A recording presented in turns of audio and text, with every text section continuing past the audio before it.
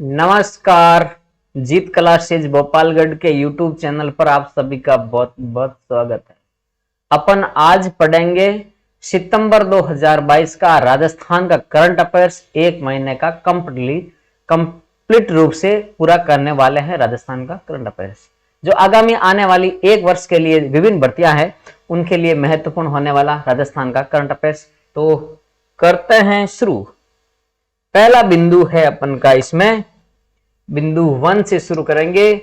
PM Shri योजना हेतु प्रदेश के 716 विद्यालय होंगे चिन्हित। पीएम श्री योजना क्या है, उस योजना के बारे में बात करेंगे। और इस योजना के तहत राजस्थान के 716 विद्यालय है वो चिन्हित किए गए हैं। Prime minister school for rising India, यह है पीएम श्री योजना। नाम क्या है वापस देख लेते हैं एक बार। Prime minister school for rising India, PM Shri योजना के तहत विद्यालयों के विकास और उन्नयन के लिए राजस्थान में 716 विद्यालयों को चिन्हित किया जाएगा। 716 स्कूल मॉडल स्कूल बनेंगे। वो 716 स्कूल है वो मॉडल स्कूल बनेंगे। और इसमें राष्ट्रीय शिक्षा नीति 2020 की पूरी भावना समाहित होगी। उस राष्ट्रीय शिक्षा नीति के अनुकूल ये विद्यालय तैयार किए जाएंगे। विद्यालय चिन्हित करने की प्रक्रिया क्या रहेगी, तो पीएम श्री योजना के तहत प्रत्येक ब्लॉक से ये बात इंपॉर्टेंट है, ध्यान देना। प्रत्येक ब्लॉक से 2 विद्यालय चिन्हित किए जाएंगे। हर ब्लॉक के 2 विद्यालय है वो चिन्हित किए जाएंगे। और इनमें से एक विद्यालय प्रारंभिक शिक्षा का होगा और एक विद्यालय माध्यमिक शिक्षा का होगा। हर ब्लॉक पर 2 विद्यालय चिन्हित किए जाएंगे, एक प्रारंभिक शिक्षा का, एक माध्यमिक शिक्षा का विद्यालय। विद्यालय चयन प्रक्रिया त्रिस्तरीय होगी। किसके माध्यम से होगी? विद्यालय चयन प्रक्रिया त्रिस्तरीय होगी। और किसके माध्यम से? UDISE plus. जो यूडाइस प्लस चल रहा है वर्तमान में, विद्यालयों की स्थिति की जानकारी कहां से मिलती है? यूडाइस प्लस के डाटा के आधार पर है वो विद्यालयों का वो चयन किया जाएगा। ये पोर्टल है, कब से प्रारंभ होने वाला है? 1 अक्टूबर 2022 से है ये पोर्टल है वो प्रारंभ होगा। तो ये है पीएम श्री योजना, राजस्थान के 716 विद्यालय जिसमें चिन्हित होंगे। पीएम श्री योजना के बारे में और बात करते हैं।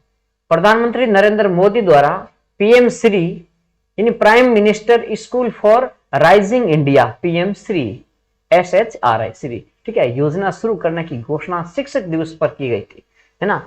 ये 5 सितंबर शिक्षक दिवस है, उस दिन ये इस योजना की शुरुआत यानी घोषणा की गई। इसमें खोज, उन्नयन, ज्ञान प्राप्ति केंद्रित शिक्षण पर बल दिया जाएगा। खोज, उन्नयन और ज्ञान प्राप्ति केंद्रित शिक्षण पर बल दिया जाएगा तथा नवीनतम तकनीक है स्मार्ट क्लास, खेल, आधुनिक अवसंरचना पर विशेष ध्यान दिया जाएगा। योजना के तहत देश भर में 14,500 स्कूलों के विकास और उन्नयन की घोषणा की गई है। उक्त योजना 2022-23 से 2026-27 तक के लिए मंजूर हुई है। ये योजना का कार्य है। इस योजना पीएम श्री योजना में देश के 14,500 विद्यालय चिन्हित किए जाएंगे जिसमें राजस्थान के 716 विद्यालय होंगे। हर ब्लॉक से 2 विद्यालय होंगे, एक प्रारंभिक शिक्षा का, एक माध्यमिक शिक्षा का। और इनका चयन है यूडाइस प्लस के माध्यम से किया जाएगा। त्रिस्तरीय इसकी प्रक्रिया रहेगी। और इस योजना का कार्यकाल कितना रहेगा, कब तक ये योजना है, वो 2022-23 से 26-27 तक ये योजना का कार्यकाल है। योजना काल है ये योजना काल रहेगा 22-23 से 26-27, है ना, 5 वर्ष के लिए। इन 5 वर्षों में इस योजना में आगामी इन 5 वर्षों में 22-23 से 26-27 इन 5 वर्षों में इस योजना के लिए 27,360 करोड़ का बजट का प्रावधान किया गया है। 27,360 करोड़ का बजट है वो तैयार किया गया है। इसमें राजस्थान के लिए लगभग 1,500 करोड़ रुपए का बजट का प्रावधान है। राजस्थान के लिए ये 1,500 करोड़ का बजट है वो प्रावधान किया गया है। ये थी पीएम श्री योजना। बात करते हैं नेक्स्ट आगे। उदयपुर जिले में आयोजित किया गया आदि महोत्सव 2022। उदयपुर में कहां पर? कोटड़ा में। कोटड़ा तहसील है उदयपुर की, वहां पर आदि महोत्सव 2022 का आगाज किया गया। जिला प्रशासन, जनजातीय क्षेत्रीय विकास विभाग, माणिक्यलाल वर्मा आदिम जाति शोध संस्थान और पर्यटन विभाग के संयुक्त तत्वाधान में, तो किन के संयुक्त तत्वाधान में ध्यान रखना, जिला प्रशासन, जनजातीय क्षेत्रीय विकास विभाग, माणकेलाल वर्मा आदिम जाति शोध संस्थान एवं पर्यटन विभाग के संयुक्त तत्वाधान में जिले के सुदूर आदिवासी अंचल कोटड़ा ब्लॉक, उदयपुर का एक ब्लॉक पड़ता है कोटड़ा ब्लॉक, कोटड़ा ब्लॉक में आदि महोत्सव 2022, आदि महोत्सव 2022 कोटड़ा, यहां तक है ये नाम पूरा, आदि महोत्सव 2022 कोटड़ा ना, कोटड़ा ब्लॉक में किया गया इसलिए नाम कोटड़ा भी जोड़ दिया। आदि महोत्सव 2022 कोटड़ा का शुभारंभ विश्व पर्यटन दिवस के अवसर पर, विश्व पर्यटन दिवस कब है, वो 27 सितंबर 2022, विश्व पर्यटन दिवस 27 सितंबर 2022 को इसका शुभारंभ किया गया। किसका, आदि महोत्सव 2022 कोटड़ा का शुभारंभ किया गया। कार्यक्रम, ये 2 दिवसीय महोत्सव मेवाड़ और राज्य की लोक संस्कृति के साथ ही भारत के विभिन्न क्षेत्रों से लोक कलाकारों ने इसमें अपनी है वो प्रस्तुतियां दी है। यह आदि महोत्सव कोटड़ा उदयपुर, आदि महोत्सव का दृश्य कोटड़ा उदयपुर। पश्चिम बंगाल के नटुआ नृत्य, इसमें कौन कौन से नृत्य प्रस्तुत किए गए, तो पश्चिम बंगाल के नटुआ नृत्य, ओडिशा का सिंगारी नृत्य, गुजरात का राठवा नृत्य, महाराष्ट्र का सोंगी मुखोवटे नृत्य और मध्य प्रदेश का कुटुम्बाजा नृत्य इसमें प्रस्तुत है वो किया गया। विमोचन इसका किसने के द्वारा, इस महोत्सव का विमोचन आदि महोत्सव के उपलक्ष्य में भारतीय लोक कला मंडल के सांस्कृतिक, है ना, भारतीय लोक कला मंडल, भारतीय, है ना, उदयपुर में ना भारतीय लोक कला मंडल, भारतीय लोक कला मंडल के सांस्कृतिक प्रकाशन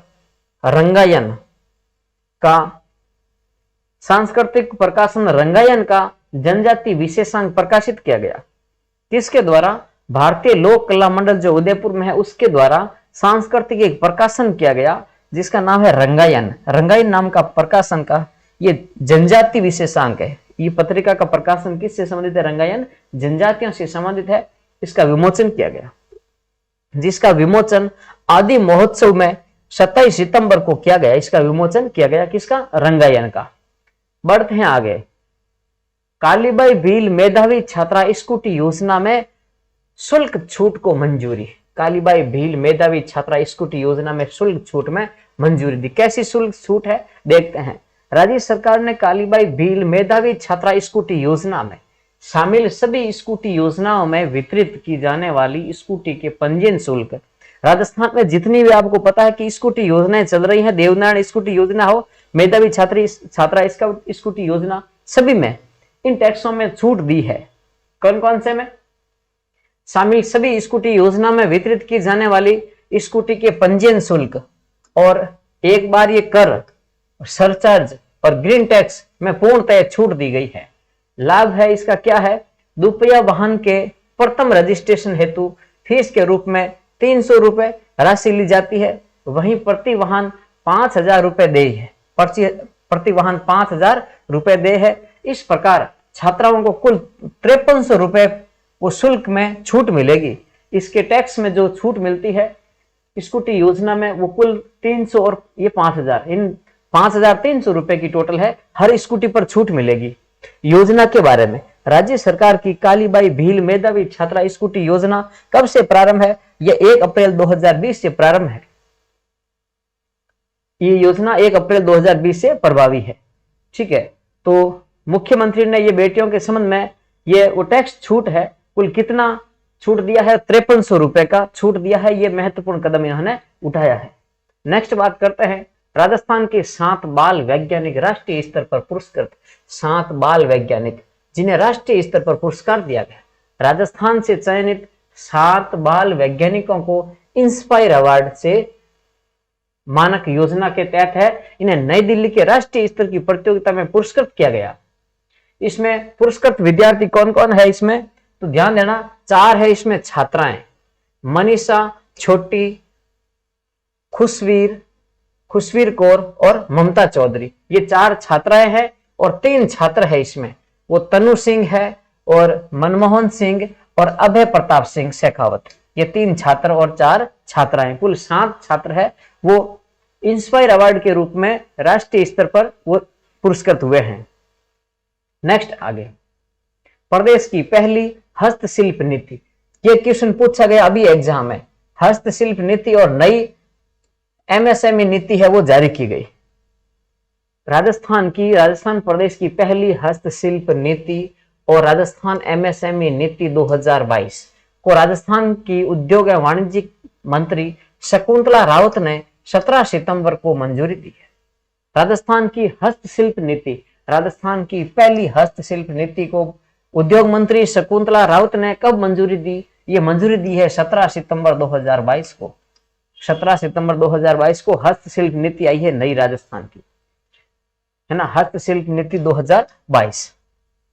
हस्तशिल्प के क्षेत्र में आगामी 5 वर्षों में 50,000 से अधिक नए रोजगार के अवसर उपलब्ध होंगे। इसमें ध्यान देना, हस्तशिल्प के क्षेत्र में आगामी 5 वर्षों में 50,000 से अधिक है वो रोजगार उपलब्ध करवाए जाएंगे। हस्तशिल्प के क्षेत्र में आगामी 5 वर्षों में 50,000 नए रोजगार उपलब्ध करवाए जाएंगे, 50,000 से अधिक। ठीक है, ये नीति कौन सी है? हस्तशिल्प नीति 2022।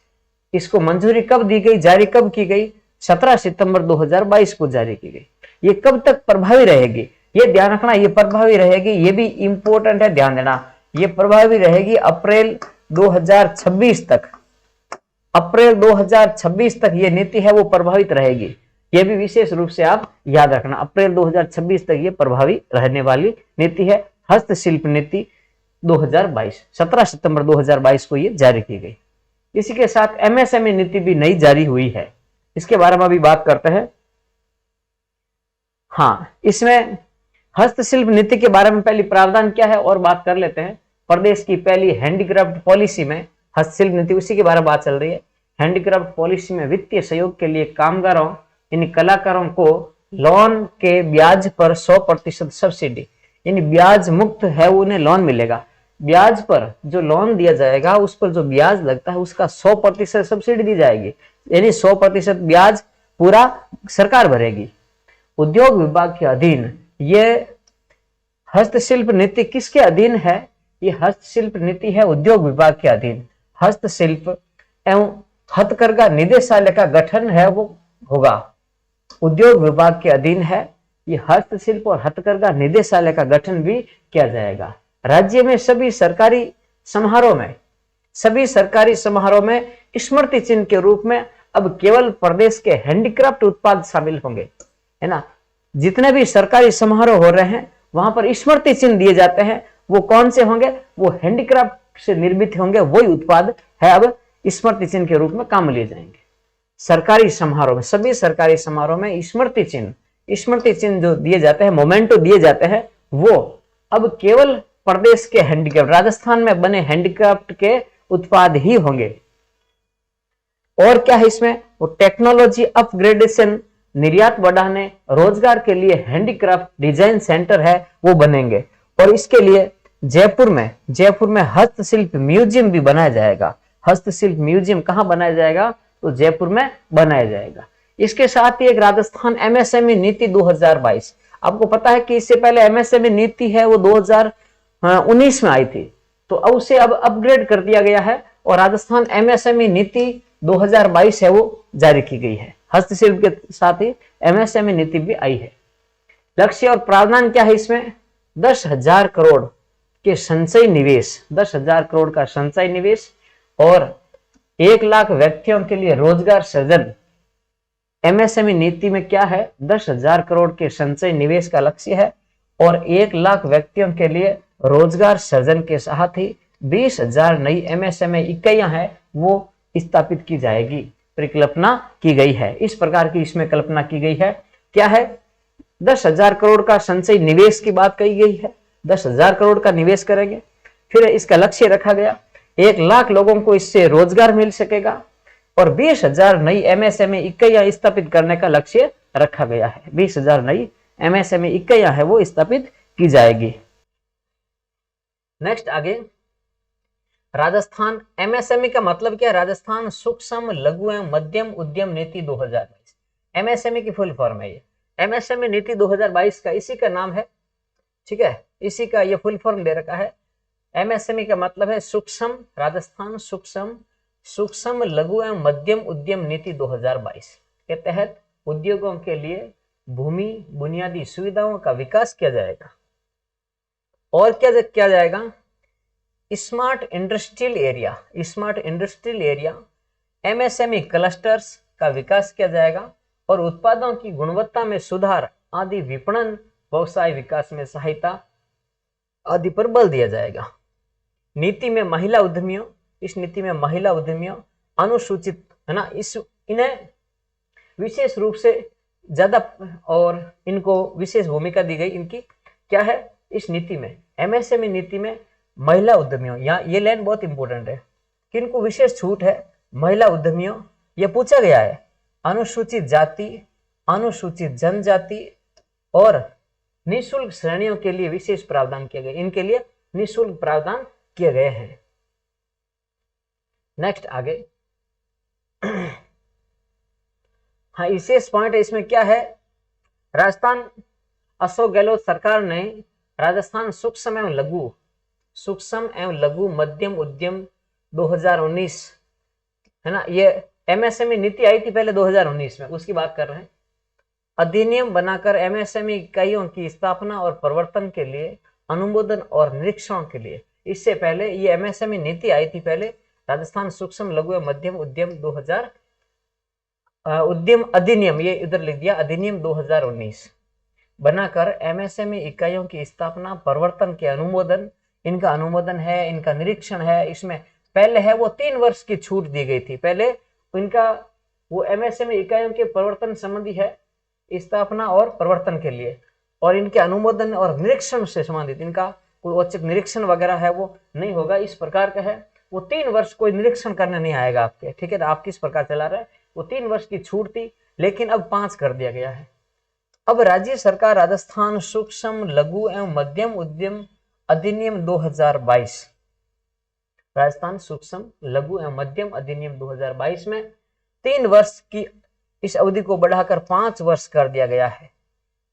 अनुमोदन और निरीक्षणों में 3 वर्ष की छूट दी थी, वो अब 3 से बढ़ाकर 5 वर्ष कर दी गई है। 3 से बढ़ाकर कितनी कर दी गई, ये 5 वर्ष है वो कर दी गई है, ठीक है। बढ़ते हैं आगे। उद्योग मंत्री ने किया उद्योग रत्न और निर्यात पुरस्कारों का वितरण। उद्योग मंत्री ने उद्योग रत्न और निर्यात पुरस्कारों का है वो वितरण किया है। उद्योग एवं वाणिज्य मंत्री शकुंतला रावत द्वारा विभिन्न श्रेणियों में बेहतर प्रदर्शन करने वाले उद्यमियों को उद्योग रत्न अवार्ड और निर्यात पुरस्कार से 17 सितंबर को यह सम्मानित किया है। तारीख याद रखने की जरूरत नहीं है।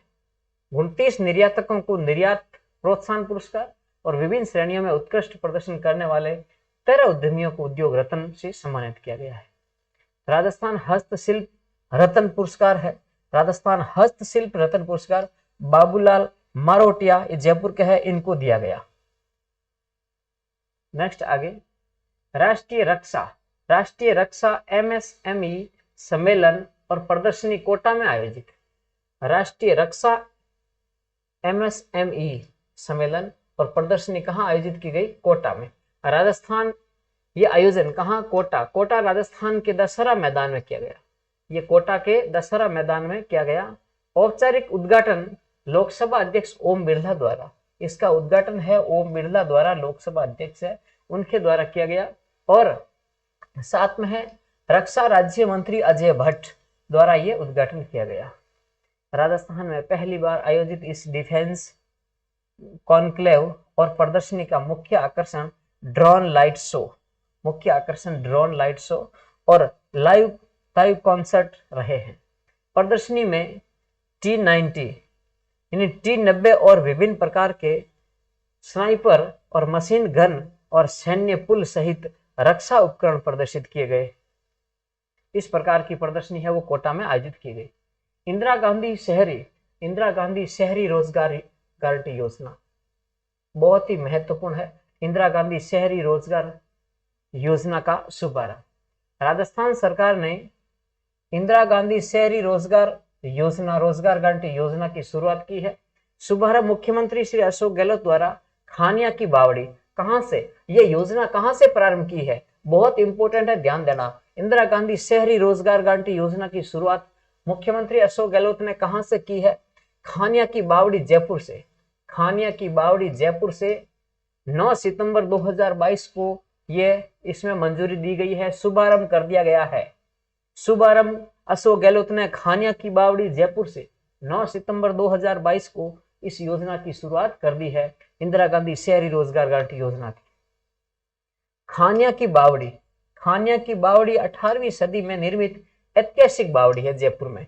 ये जयपुर में आगरा रोड पर स्थित है खानिया की बावड़ी, 18वीं सदी की एक ऐतिहासिक बावड़ी है, यहां से इस योजना की शुरुआत की गई। प्रावधान क्या है, प्रदेश के सभी 213 शहरी निकाय क्षेत्रों में, प्रदेश में शहर कितने हैं, शहरी निकाय कितने वर्तमान में, यानी नगर निगम, नगर पालिका और ये नगर परिषद, तीनों इस तरह में 213 ध्यान रखना, 213 शहरी निकाय क्षेत्रों में निवास करने वाले जरूरतमंद बेरोजगार परिवारों को 100 दिन का रोजगार उपलब्ध करवाया जाएगा।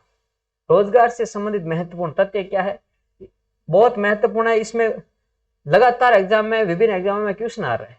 योजना के लिए, यानी शहरी क्षेत्र की सबसे बड़ी योजना पूरे भारत में है, ये पहले नंबर पर है। पूरे देश में शहरी क्षेत्र के रोजगार के लिए पहली योजना है ये, ऑल इंडिया में पहले नंबर पर। योजना के लिए राशि का प्रावधान 800 करोड़ का किया गया है, 800 करोड़ का प्रावधान किया गया है। रोजगार, एक वर्ष में प्रति परिवार को 100 दिन का रोजगार दिया जाएगा। इसमें पात्र कौन कौन होंगे, 18 से 60 वर्ष की आयु वाले सदस्य, 18 से 60 वर्ष, ये ध्यान रखना है ना। 800 करोड़, 100 दिन का रोजगार प्रति परिवार एक वर्ष में, और 18 से 60 वर्ष आयु वाले सदस्य। मजदूरी अकुशल को कितनी मिलेगी, 259 रुपए प्रति श्रमिक मजदूरी प्रतिदिन की कितनी मिलेगी, 259 रुपए मिलेंगे, 259। और मेट के लिए 271, मेट को मिलेंगे 271, और कुशल श्रमिकों के लिए 283। ये इंपॉर्टेंट है, ध्यान देना, प्रतिदिन मजदूरी कितनी। अकुशल के लिए 259 है, अकुशल के लिए 259 है, और मेट के लिए 271 है। ये 259, 12 रुपए ज्यादा मिलेंगे मेट को, यहां से ध्यान रखना, 59 है वहां 71 है, तो 12 रुपए मेट को अकुशल से ज्यादा मिलेंगे। और इससे भी यहाँ कितने मिलेंगे, इसको भी 12 रुपए ज्यादा यहाँ मिलेंगे, ऐसे कर सकते हैं। अकुशल, मेट और कुशल, इनमें 12-12 का फर्क है।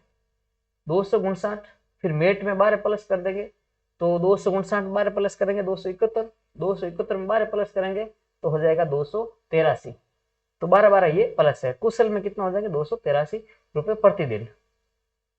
नेक्स्ट आगे, राज्य में नशा मुक्ति राजस्थान निदेशालय और आयुक्तालय के गठन को मंजूरी दी गई है, मंजूरी दी गई है, क्या दी है, नशा मुक्ति राजस्थान। नशा मुक्ति राजस्थान का क्या बनाया जाएगा, एक निदेशालय बनाया जाएगा, आयुक्तालय बनाया जाएगा, आयुक्तालय निदेशालय बनाया जाएगा, जिसको मंजूरी दी गई है। Anti narcotics task force, anti narcotics task force तथा एंटी नारकोटिक्स यूनिट के गठन के प्रस्तावों को भी सितंबर 2022 में मंजूरी मिली है। एंटी नारकोटिक्स टास्क फोर्स 10 सदस्यीय ये टास्क फोर्स का गठन है, अतिरिक्त मुख्य सचिव और गृह सचिव की अध्यक्षता में ये किया जाएगा। एंटी नारकोटिक्स यूनिट, इसका गठन है एसओजी में महानिरीक्षक पुलिस की अध्यक्षता में किया जाएगा।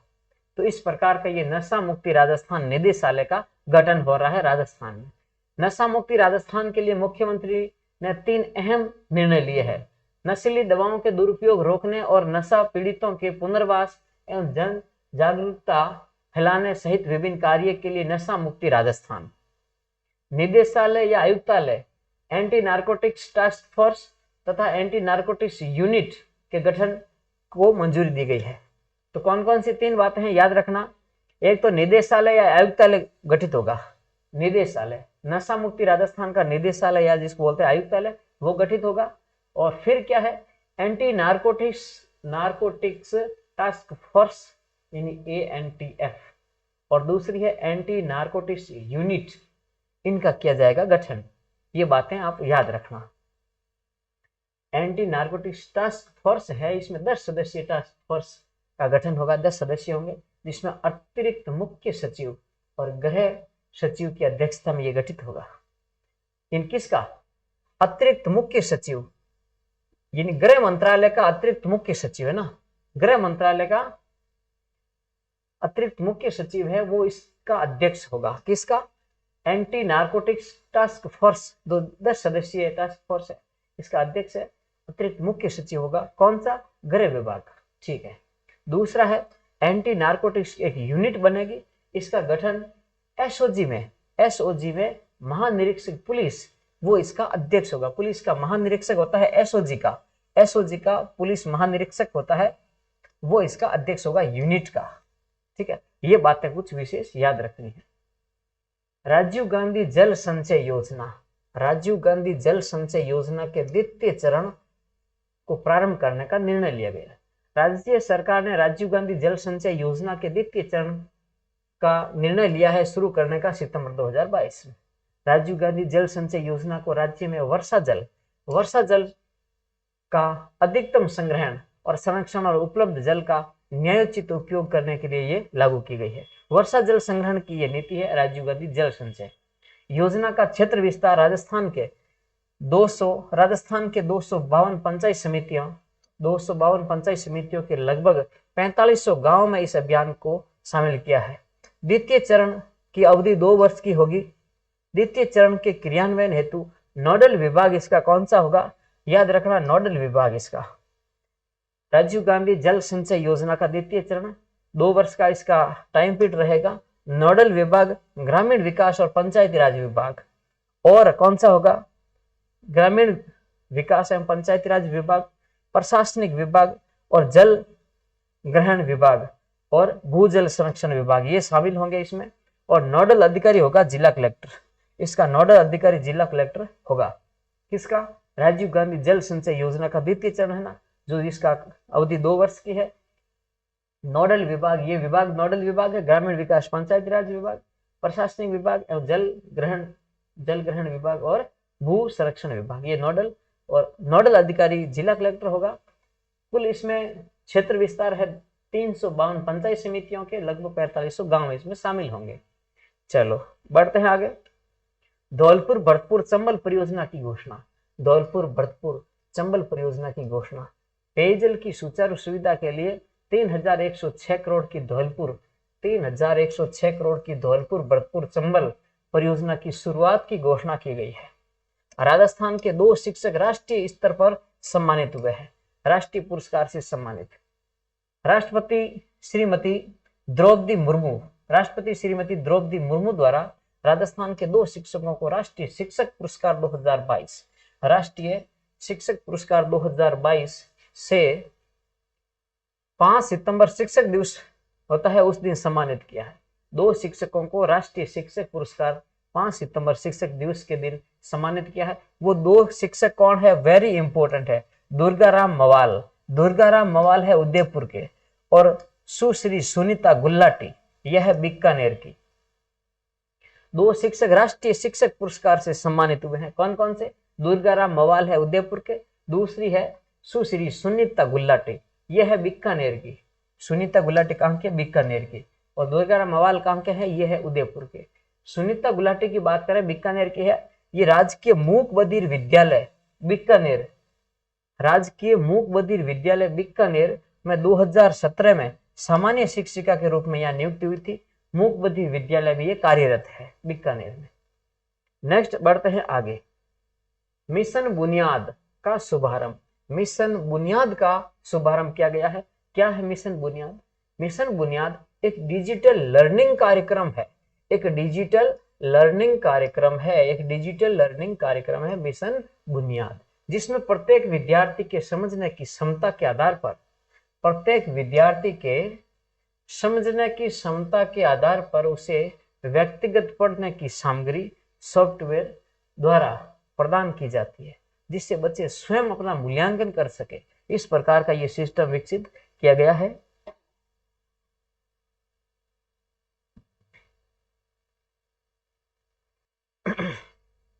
मिशन बुनियाद एक डिजिटल लर्निंग कार्यक्रम है। मिशन बुनियाद क्या है ये पूछा जाएगा। मिशन बुनियाद का संबंध किससे है?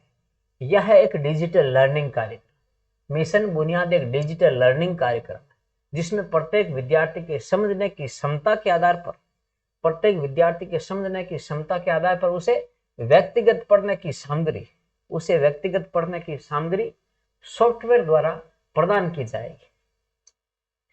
डिजिटल बुनियाद यानी मिशन बुनियाद, क्या नाम है? मिशन बुनियाद एक डिजिटल लर्निंग कार्यक्रम है जिसमें प्रत्येक विद्यार्थी के समझने की क्षमता के आधार पर उसे व्यक्तिगत पढ़ने की सामग्री सॉफ्टवेयर द्वारा प्रदान की जाती है जिससे बच्चे स्वयं अपना मूल्यांकन कर सके। इस मिशन बुनियाद का शुभारंभ शिक्षा मंत्री बी.डी. कल्ला द्वारा शिक्षा संकुल जयपुर में 5 सितंबर शिक्षक दिवस के दिन किया गया। इस मिशन बुनियाद है ना, इसकी शुरुआत 5 सितंबर शिक्षक दिवस के दिन शिक्षा मंत्री बी.डी. कल्ला द्वारा शिक्षा संकुल जयपुर में इसकी शुरुआत है 5 सितंबर को। मिशन है मिशन बुनियाद।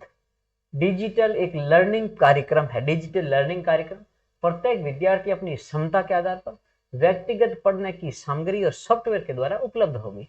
वह मूल्यांकन छात्र स्वयं कर सकेगा। ठीक है, अब इसके माध्यम से प्रदेश के लगभग 20 लाख विद्यार्थियों को उच्च गुणवत्ता वाली डिजिटल शिक्षा प्राप्त हो सकेगी। ये कार्यक्रम भारत का सबसे बड़ा, ये कार्यक्रम कौन सा? डिजिटल बुनियाद है ना, मिशन बुनियाद ध्यान रखना। ये कार्यक्रम भारत का सबसे बड़ा पर्सनलाइज्ड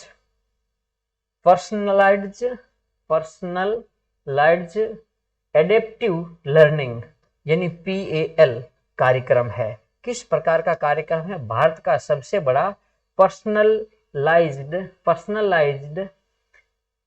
एडेप्टिव लर्निंग यानी PAL कार्यक्रम है। तो विशेष रूप से बहुत ही महत्वपूर्ण है। मेरी दृष्टि में यहां से क्वेश्चन आपके आना 100% संभव है। मिशन बुनियाद महत्वपूर्ण तथ्य। मिशन बुनियाद प्रोजेक्ट के रूप में इस कार्यक्रम की शुरुआत दिसंबर 2020 में पायलट प्रोजेक्ट के रूप में 6 जिलों में ये शुरू हुआ था पहले। अब संपूर्ण राजस्थान में ये शुरू कर दिया गया। ये पहले 2020 में शुरू कर दिया गया था। अब शिक्षक दिवस 5 सितंबर 2022 ये संपूर्ण राजस्थान में ये संचालित कर दिया। शुरुआत में 6 जिलों उदयपुर, सिरोही, भीलवाड़ा, सीकर, धौलपुर और करौली में की गई है ना। शुरुआत में 6 जिलों में शुरू किया गया। 6 जिले कौन कौन से हैं? उदयपुर, सिरोही, भीलवाड़ा, सीकर और धौलपुर और करौली जिला। उद्देश्य क्या है इस योजना का, इस कार्यक्रम का? डिजिटल इंफ्रास्ट्रक्चर को मजबूत करके विद्यार्थियों की सीखने की क्षमता बढ़ाना और जेंडर गैप कम करना, ड्रॉप आउट रेट कम करना, ये इसका उद्देश्य है। क्या उद्देश्य? वापस देखते हैं एक बार। 6 जिलों में पायलट प्रोजेक्ट के रूप में शुरू किया गया था, वो जिले भी याद रखना पड़ा। डिजिटल इंफ्रास्ट्रक्चर को मजबूत करके विद्यार्थियों की सीखने की क्षमता बढ़ाना, जेंडर गैप कम करना, ड्रॉप आउट रेट कम करना, ये इसके उद्देश्य है। नेक्स्ट आगे बढ़ते हैं। मुख्यमंत्री चिरंजीवी जीवन रक्षा योजना। मुख्यमंत्री चिरंजीवी जीवन रक्षा योजना का शुभारंभ मुख्यमंत्री श्री अशोक गहलोत द्वारा चिकित्सा विभाग की समीक्षा बैठक में सितंबर में किया गया। सड़क दुर्घटनाओं के पीड़ित के निःशुल्क इलाज के लिए मुख्यमंत्री चिरंजीवी जीवन रक्षा योजना का ये ट्रायल शुरू किया गया है। सड़क दुर्घटनाओं से पीड़ित व्यक्तियों का निःशुल्क इलाज के लिए ये एक योजना है जिसका नाम है मुख्यमंत्री चिरंजीवी जीवन रक्षा योजना। यह है ना, ये ट्रायल रन के रूप में जून 2022 से शुरू किया गया है। योजना विशेषतः इसका प्रावधान है कि 72 घंटे तक निःशुल्क उपचार प्राप्त कर सकता है। जिसका एक्सीडेंट हो जाता है उसका 72 घंटे तक निःशुल्क उपचार होगा और इसके लिए चिरंजीवी योजना का पात्र होना आवश्यक नहीं है। वो अभ्यर्थी है वो मरीज है जिसका एक्सीडेंट वगैरह इस प्रकार का हो जाता है, सड़क दुर्घटना हो जाती है, उस अगर वो चिरंजीवी योजना का पात्र है या नहीं है इस पर ध्यान नहीं दिया जाता। वो चिरंजीवी योजना का पात्र नहीं भी है तो भी उसे इस योजना का लाभ 72 घंटे तक निःशुल्क उपचार है उसे उपलब्ध हो सकेगा। ये योजना है और इसे जून 2022 में इसका ट्रायल रन शुरू किया था। सड़क दुर्घटनाओं से पीड़ितों के लिए निःशुल्क इलाज के लिए क्या योजना का नाम है? मुख्यमंत्री चिरंजीवी जीवन रक्षा योजना। मुख्यमंत्री चिरंजीवी जीवन रक्षा योजना। तो इसमें क्या है, दुर्घटना में घायल व्यक्ति को अस्पताल पहुंचाकर उसे गुड सेमेट रिटर्न यानी मददगार नागरिक सरकार 5,000 रुपए और प्रशस्ति पत्र। जो सड़क दुर्घटना में कोई व्यक्ति घायल हो जाता है उसे अब अस्पताल पहुंचाएगा, उसे इनाम के रूप में 5,000 रुपए उसे भी दिए जाएंगे इस योजना में, है ना। उसे 5,000 रुपए का इनाम दिया जाएगा जो पहुंचाने वाले को। ठीक है, यह मुख्यमंत्री चिरंजीवी जीवन रक्षा योजना।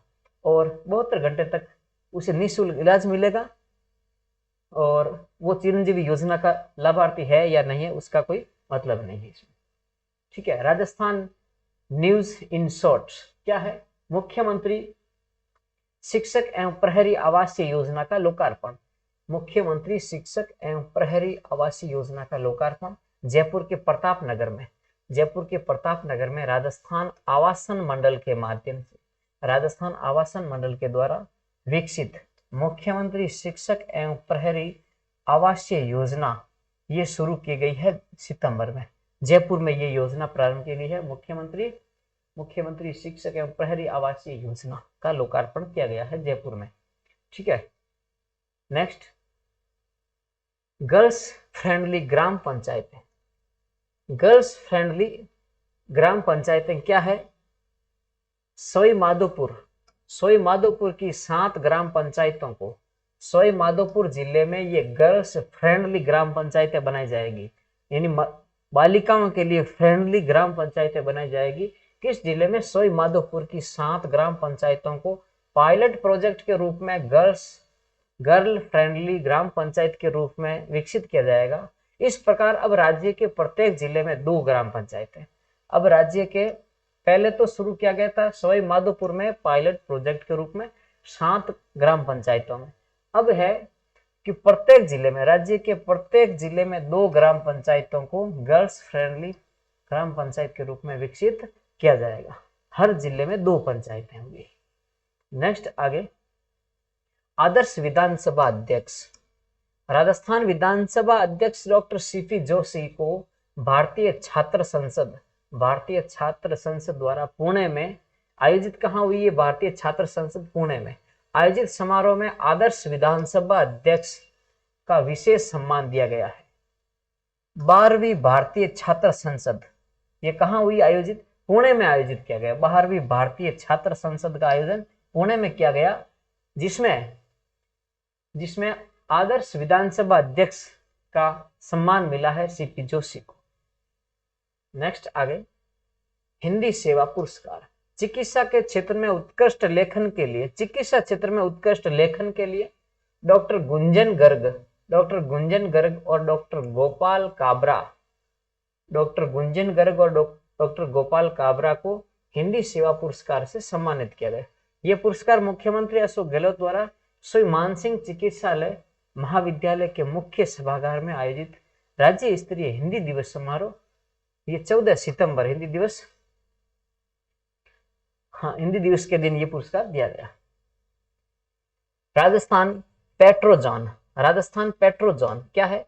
प्रदेश में बजट घोषणा के अनुरूप रिफाइनरी के साथ पचपदरा बाड़मेर में राजस्थान पेट्रो जोन, रिफाइनरी के साथ ही पचपदरा बाड़मेर में राजस्थान पेट्रो जोन रिक्को के सहयोग से, किसके सहयोग से राजस्थान पेट्रो जोन का विकसित किया जा रहा है? किसके सहयोग से? तो रिक्को के सहयोग से विकसित किया जाएगा। इस जोन में 25,000 करोड़ से अधिक राशि के निवेश है वो प्रस्तावित है, ये बात थोड़ी ध्यान रखनी है। डीबीटी में राजस्थान 4थे स्थान पर, क्या है डीबीटी? इसमें राजस्थान है वो 4थे स्थान पर रहा है। जन आधार योजना के प्रभावी क्रियान्वयन के परिणाम स्वरूप प्रत्यक्ष लाभ हस्तांतरण, डीबीटी क्या है? प्रत्यक्ष लाभ हस्तांतरण यानी डीबीटी, डायरेक्ट बेनिफिट ट्रांसफर, प्रत्यक्ष लाभ हस्तांतरण के मामले में राजस्थान पूरे देश में है वो चौथे स्थान पर, ये पूछा जाएगा एग्जाम में। डीबीटी प्रत्यक्ष लाभ हस्तांतरण में राजस्थान का देश में स्थान है वो कौन सा है, चौथा है। जन आधार योजना के बारे में, हाँ क्या है, इस योजना की एक प्रमुख विशेषता ये है कि जन आधार कार्ड में मुखिया महिला को चुना जाता है, ये आपको पता है। राज्य सरकार की सभी योजनाओं का लाभ जन आधार कार्ड के माध्यम से लिया जा सकता है। इसका उपयोग है पहचान पत्र के रूप में भी किया जाएगा और यह एक ऐसी महत्वाकांक्षी योजना है जिसमें प्रत्येक परिवार का जनसांख्यिकी और सामाजिक आर्थिक जानकारी का डेटाबेस है वो तैयार किया गया है। नेक्स्ट आगे, बाल संरक्षण यात्रा का 5वां चरण। बाल संरक्षण यात्रा का कौन सा चरण है, वो 5वां चरण है। तो बात करते हैं बाल संरक्षण यात्रा की। बाल संरक्षण संकल्प यात्रा का 5वां चरण है वो 5 सितंबर को भीलवाड़ा से शुरू किया गया है। बाल संरक्षण संकल्प यात्रा का ये पांचवा चरण 5 सितंबर को भीलवाड़ा से शुरू है। ग्राम पंचायतों में भ्रमण कर राज्य सरकार की बाल कल्याण से संबंधित ये ग्राम पंचायतों में भ्रमण करने वाली बस होगी, जिसमें क्या है, राज्य सरकार की बाल कल्याण संबंधी विभिन्न योजनाओं की जानकारी दी जाएगी। राज्य सरकार की बाल कल्याण संबंधी विभिन्न योजनाएं हैं, उसकी हर पंचायतों में घूम घूम कर ये बस है वो जानकारी देगी। शांत संकल्प है इसमें, शांत संकल्प पर आधारित इस यात्रा का उद्देश्य गांव ढाणी में जाकर बच्चों को स्कूल से जोड़ने, इस यात्रा का उद्देश्य शांत संकल्प है। इसमें कहा गया कि इसका उद्देश्य है गांव ढाणी में जाकर बच्चों को स्कूल से जोड़ने, बाल श्रम, बाल हिंसा, बाल तस्करी और बाल विवाह जैसे मुद्दों की जागरूकता वो संदेश देना इसका उद्देश्य है। किनका, शांत संकल्प के आधार पर यह है बाल संरक्षण संकल्प यात्रा 5वां चरण है इसका, सितंबर में भीलवाड़ा से शुरू है। ग्राम पंचायतों में ये राज्य सरकार की बाल कल्याण संबंधी योजनाओं की बात करेंगे। संकल्प क्या है साथ, इसका उद्देश्य गांव ढाणी में जाकर बच्चों को स्कूलों से जोड़ने, बाल श्रम, बाल हिंसा, बाल तस्करी और बाल विवाह जैसे मुद्दों पर जागरूकता का संदेश देना इसका उद्देश्य है। मेट मजदूरी में वृद्धि। मेट, नरेगा में जो मेट होता है ना, मनरेगा में, उसमें उसकी मजदूरी में वृद्धि की गई है। वर्ष 2022-23 के मनरेगा योजना अंतर्गत मेटों की मजदूरी में वृद्धि की है। 235 रुपए से बढ़ाकर 240 रुपए कर दिया गया है। 5 रुपए इसमें मेट की मजदूरी में प्रतिदिन में वृद्धि की है। इससे संबंधित पहले 200 कितने मिलते, 235 मिलते, अब कितने मिलेंगे, 240 मिलेंगे। 235 की जगह 240 रुपए मिलेंगे। 5 रुपए की वृद्धि हुई है मेट की मजदूरी में। इससे संबंधित ग्रामीण विकास विभाग के प्रस्ताव को मुख्यमंत्री ने ये सितंबर 2022 में मंजूरी दे दी है। अर्धकुशल श्रमिक, मेट किस में आएंगे, मेट आएंगे अर्धकुशल श्रमिक में। अर्धकुशल श्रमिक पर किए जाने वाले व्यय को मेट किस में आएंगे, अर्धकुशल में, ठीक है। व्यय को सामग्री की श्रेणी में माना गया है। मेट पर जो व्यय होता है वो मेट किस में माना जाएगा, अर्धकुशल श्रमिक में माना जाएगा। और मेट पर होने वाला व्यय किस में माना जाएगा, वो सामग्री की श्रेणी में माना जाएगा। इंपोर्टेंट है, ध्यान रखना, सामग्री की श्रेणी में माना जाएगा। और इसमें ध्यान देना, मनरेगा में क्या सिस्टम है, सामग्री व्यय का 75% केंद्र सरकार देगी। सामग्री व्यय में 75% केंद्र सरकार देती है और 25% राज्य सरकार देती है, राज्य सरकार वहन करती है। सामग्री व्यय में मेट की मजदूरी अर्धकुशल में माना जाएगा मेट, और मेट की मजदूरी वो किस में कटेगी, किससे कटेगी, कौन से व्यय में जाएगी, सामग्री व्यय से कटेगी। और सामग्री व्यय में केंद्र सरकार देती है, सामग्री व्यय में 75%, राज्य सरकार देती है 25%। बहुत इंपॉर्टेंट है ये। मेट की मजदूरी 5 रुपए, 235 से 240 हो गई है। Rajasthan export promotion council, Rajasthan export promotion council प्रदेश के उद्योगों के निर्यात संबंधी विषयों की मॉनिटरिंग, निर्यात संबंधी विषयों की मॉनिटरिंग व उनसे संबंधित परेशानियां दूर करने के लिए राजस्थान एक्सपोर्ट प्रमोशन काउंसिल का गठन किया गया है। राजस्थान एक्सपोर्ट प्रमोशन काउंसिल का गठन किया गया, किसके लिए? उद्यमियों के निर्यात संबंधी विषयों की मॉनिटरिंग के लिए और उनकी कोई समस्या है उनके लिए। इस काउंसिल में 21 संस्थापक सदस्य, 7 निदेशक और एक वाइस चेयरमैन और एक चेयरमैन है वो चुना जाएगा। इसमें राजसिको चेयरमैन राजीव अरोड़ा को काउंसिल का पहला निर्विरोध अध्यक्ष बनाया गया है। किसका? Rajasthan export promotion council, Rajasthan export promotion council, है ना। तो निर्यात करने वाले विभिन्न जो उद्यमी होते हैं उनकी वो संबंधी मॉनिटरिंग है, उनकी समस्या का समाधान के लिए एक काउंसिल बनाई गई है जिसमें 21 संस्थापक सदस्य, 7 निदेशक और एक वाइस चेयरमैन और एक चेयरमैन होगा, यानी अध्यक्ष होगा। राजसिको का चेयरमैन है वर्तमान में राजीव अरोड़ा। राजसिको का चेयरमैन राजीव अरोड़ा को इस काउंसिल का पहला निर्विरोध अध्यक्ष बनाया गया है। महावीर प्रसाद शर्मा को काउंसिल का वाइस चेयरमैन बनाया गया है। बढ़ते हैं आगे। कॉनफेड के उत्पाद ई कॉमर्स प्लेटफॉर्म, जो कॉनफेड के उत्पाद है वो ई कॉमर्स प्लेटफॉर्म पर उपलब्ध हो जाएंगे, है ना। ई कॉमर्स प्लेटफॉर्म यानी जो फ्लिपकार्ट, अमेजन के माध्यम से अपन घर बैठे ऑनलाइन सामान मंगाते हैं उस पर भी ये उपलब्ध हो जाएंगे। कॉनफेड के जितने भी वो उत्पाद है, वो कॉनफेड द्वारा निर्मित उत्पाद है, वो ई कॉमर्स प्लेटफॉर्म पर उपलब्ध है। राज्य सहकारी उपभोक्ता भंडार, राज्य सहकारी उपभोक्ता भंडार के उत्पाद, राज्य सहकारी उपभोक्ता भंडार का क्या मतलब है? कॉनफेड, कॉनफेड को क्या कहा जाता है? कॉनफेड का ही मतलब है राज्य सहकारी उपभोक्ता भंडार, वही है कॉनफेड। के उत्पाद है वो अमेजन, फ्लिपकार्ट जैसी ई कॉमर्स के माध्यम से भी उपलब्ध होंगे। कॉनफेड के उत्पाद है वो ई कॉमर्स प्लेटफॉर्म पर किस ब्रांड से मिलेंगे? उपहार ब्रांड से, ये ध्यान रखना।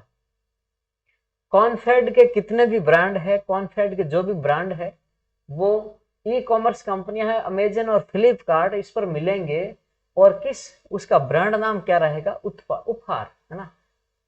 ई कॉमर्स प्लेटफॉर्म ये उपहार ब्रांड से मिलेंगे।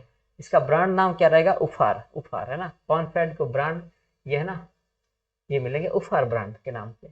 विशेष याद रखना, ये ध्यान रखना। नेक्स्ट बिंदु है विशेष योग्यजन आयुक्त आपके द्वारा मिशन तहसील 392।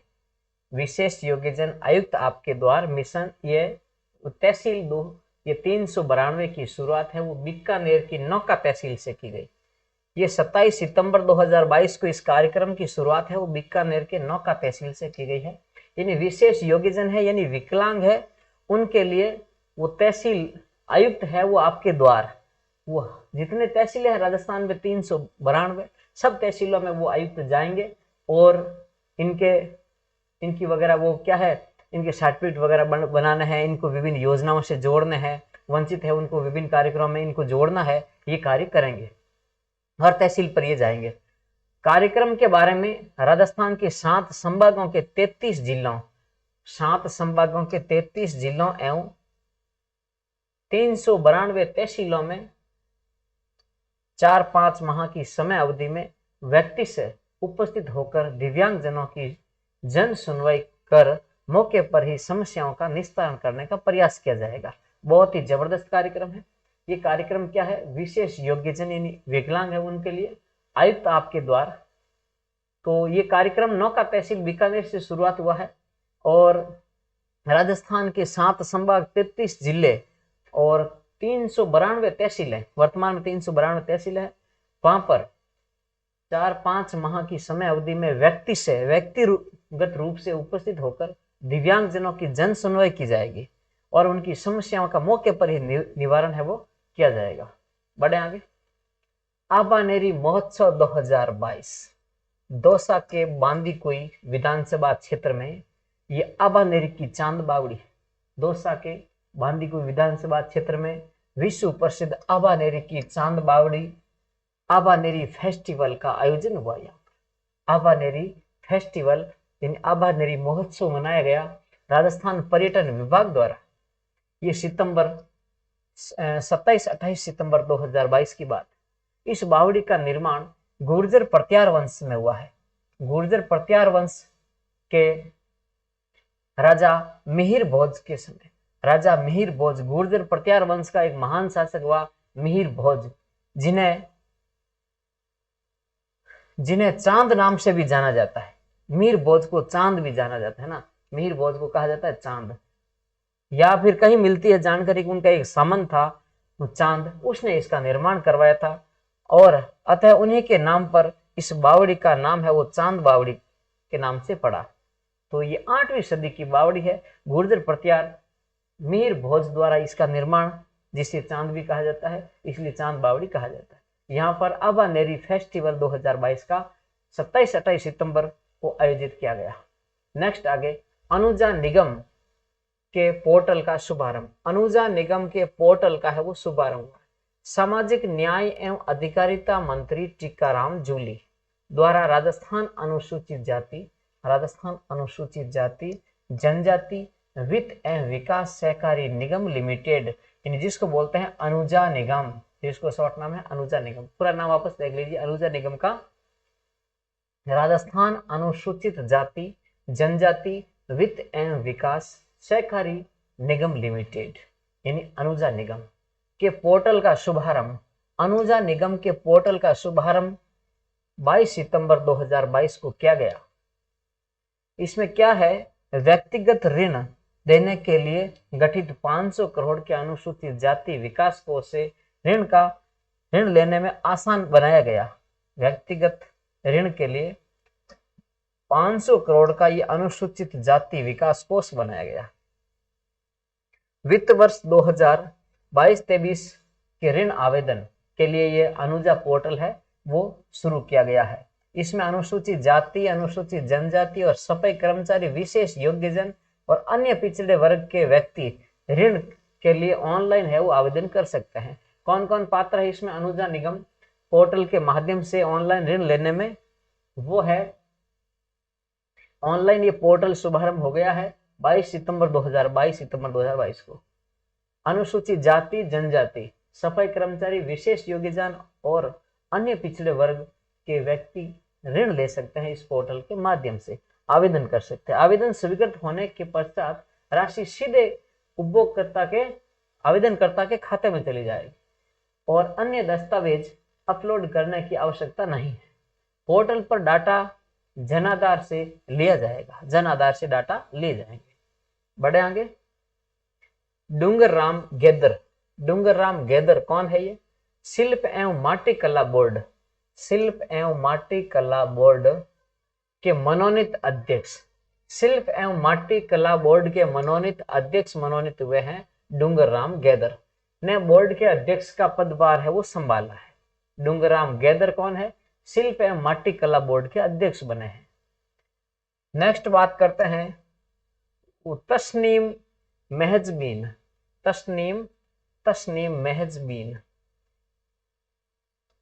उदयपुर की तस्नीम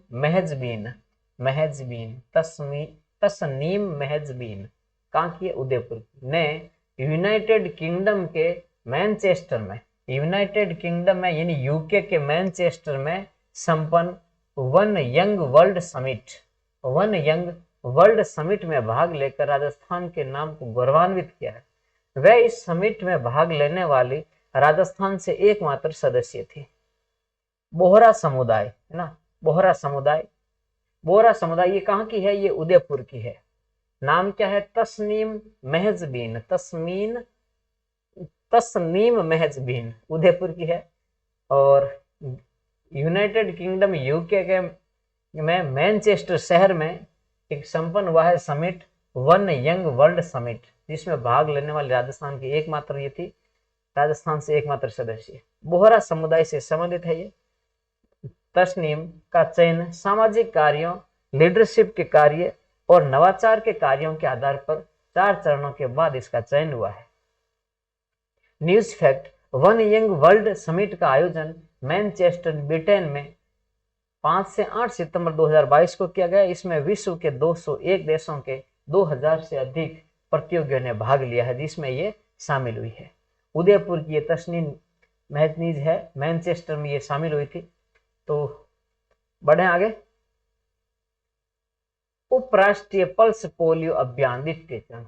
उप राष्ट्रीय पल्स पोलियो अभियान, चिकित्सा स्वास्थ्य विभाग द्वारा उपराष्ट्रीय पल्स पोलियो अभियान द्वितीय चरण प्रदेश के 21 जिलों में 18 सितंबर को संचालित किया गया। विश्व स्वास्थ्य संगठन द्वारा भारत को 27 मार्च 2014 को पोलियो मुक्त घोषित किया जा चुका है। 2 बूंद जिंदगी की, है ना।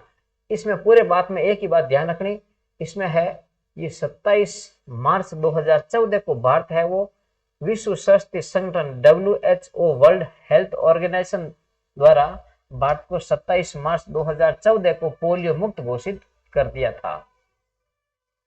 27 मार्च 2014 को भारत है वो पोलियो मुक्त हो गया। राउंड अप में कुछ शॉर्ट बिंदु है, उन पर बात करते हैं। मुख्य निर्वाचन अधिकारी द्वारा प्रदेश में करवाए वरिष्ठ मतदाता के भौतिक सत्यापन से सामने आए आंकड़ों के अनुसार प्रदेश के 33 जिलों में 100 वर्ष या इससे अधिक आयु के 14,976 मतदाता हैं। बहुत इंपॉर्टेंट बिंदु है, मतदाता 100 वर्ष से ज्यादा कितने हैं राजस्थान में। वरिष्ठ मतदाता के भौतिक सत्यापन करवाया किसने? मुख्य निर्वाचन अधिकारी ने। प्रदेश में वरिष्ठ मतदाताओं का भौतिक सत्यापन करवाया, जिसके अनुसार राजस्थान के पूरे 33 जिलों में 100 वर्ष या इससे अधिक आयु के कितने वर्गजन है? 100 वर्ष से इससे अधिक आयु के 14,976 है, वो 100 वर्ष से ज्यादा है राजस्थान में। इस आयु वर्ग के सबसे अधिक वर्ग है वो झुंझुनू जिले में है, यानी 100 वर्ष से अधिक आयु के सबसे ज्यादा लोग हैं वो 1688 वर्ग है, वो झुंझुनू जिले में 1688। तो पूरे राजस्थान में 14,976 में से 16,088 सर्वाधिक झुंझुनू जिले में, और सबसे कम है वो वर्ग 100 वर्ष से ज्यादा वाले 12 जिले में है 73। राजस्थान में विगत 2 वर्षों में, हाँ ये बिंदु खत्म होता है। नेक्स्ट आगे बात करते हैं। राजस्थान में ये नेक्स्ट बिंदु है, राजस्थान में विगत 2 वर्षों में भूमिगत जल के दोहन 1% बढ़ा है। जल दोहन बढ़ा है, भूमिगत जल नहीं बढ़ा है, भूमिगत जल का दोहन है वो 1% बढ़ा है। वर्ष 2020 में तैयार ground water resource assessment report में भूमिगत दोहन, भूजल दोहन 150% था, जो 2022 में यानी 2 वर्ष में बढ़कर 151% हो गया। नेक्स्ट बिंदु है उपराष्ट्रपति जगदीप धनखड़, राजस्थान के है ना। तो उपराष्ट्रपति बने हैं जगदीप धनखड़ का राज्य विधानसभा में अभिनंदन समारोह जो 20 सितंबर 2022 को आयोजित किया गया। राजस्थान से बिलोंग करने वाले उपराष्ट्रपति बने हैं जगदीप धनखड़। इनको राजस्थान विधानसभा में इनके लिए एक अभिनंदन समारोह रखा गया था। नेक्स्ट बिंदु पर बात करते हैं, और कुपोषण मुक्त राजस्थान। कुपोषण मुक्त राजस्थान के लक्ष्य की पूर्ति के लिए प्रत्येक वर्ष की भांति इस वर्ष भी प्रदेश भर में राष्ट्रीय पोषण माह यानी 1 से 30 सितंबर ये पोषण महीने के रूप में मनाया गया। 1 से 30 सितंबर राष्ट्रीय पोषण महीना के रूप में मनाया गया। नेक्स्ट बिंदु है बाड़मेर के स्मृति उद्यान में वन एवं पर्यावरण मंत्री हेमाराम चौधरी की उपस्थिति में राष्ट्रीय वन शहीद दिवस का आयोजन वो 11 सितंबर को किया गया। नेक्स्ट बिंदु है आम लोगों में प्रदेश में निवेश आकर्षित करने वाली विभिन्न सरकारी योजनाओं के बारे में जागरूकता बढ़ाने के लिए राजस्थान सरकार द्वारा 25 सितंबर 2022 तक इन्वेस्ट राजस्थान क्विज का आयोजन किया गया। इन्वेस्ट राजस्थान क्विज का आयोजन है वो किया गया था। इसी के साथ ये सितंबर 2022 का करंट अफेयर्स राजस्थान का अपन कंप्लीट कर चुके हैं। नेक्स्ट फिर मिलते हैं अक्टूबर के करंट के साथ। थैंक यू, धन्यवाद।